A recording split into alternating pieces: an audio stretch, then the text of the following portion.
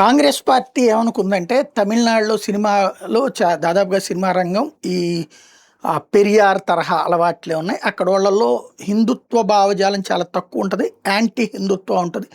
హిందువులలో కుల వ్యవస్థ లేకపోతే ఇంకోటి రైట్ చేస్తూ ఎప్పటికప్పుడు హిందుత్వాన్ని ద్వేషించేలాగా చేస్తూ ముస్లిం క్రిస్టియానిటీని ఎంటర్టైన్ చేస్తూ వాళ్ళ సినిమాలకు సంబంధించి ఉంటాయి.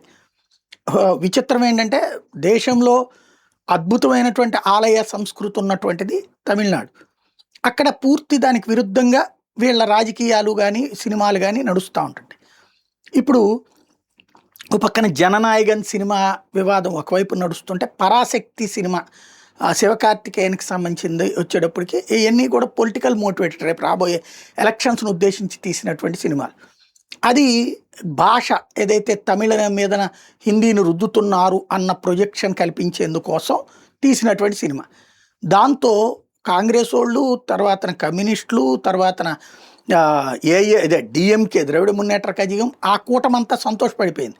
ఎందుకని అతనేమో ఆ శివకార్తికేయన్ వచ్చేటప్పటికి ఓ పక్కన ఇతనికి మంచి ఫ్రెండు ఉదయనిధి స్టాలిన్‌కి. స్టాలిన్ ఆశీస్సులు ఉన్నాడు.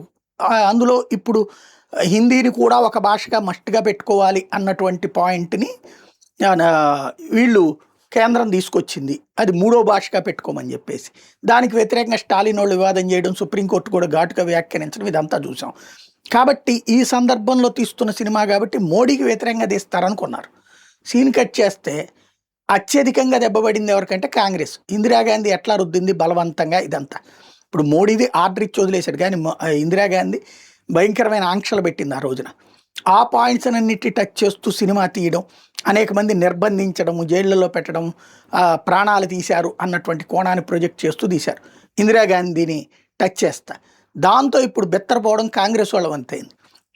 ఇదేంది మాకు అనుకూలంగా మోడీకి వ్యతిరేకంగా వస్తుంది అనుకుంటే మాకు వ్యతిరేకంగా వచ్చిందని. ఇప్పుడు అర్జెంటుగా 'పరాశక్తి' సినిమాని బ్యాన్ చేసేయాలి, దాన్ని ఆపేయాల్సిందే అన్నటువంటి స్టేట్మెంట్ ఇస్తున్నారు. ఇక్కడే విచిత్రం ఏంటంటే, 'జననాయగన్' సెన్సార్ సర్టిఫికెట్ ఇవ్వకుండా భావ ప్రకటన స్వేచ్ఛకి భంగం కలిగిస్తున్నటువంటిది సెన్సార్ బోర్డు మోడీ వెనక నుండి నడిపిస్తున్నారు. నిన్న వీళ్ళే విమర్శించారు. ఇవాళ వచ్చేటు 'పరాశక్తి' మరి భావ ప్రకటన స్వాతంత్ర హక్కుకు అవసరం లేదు, దాన్ని నిషేధించాలంటున్నారు అనమాట. అది తమిళనాడులో విచిత్రమైనటువంటి పరిణామం.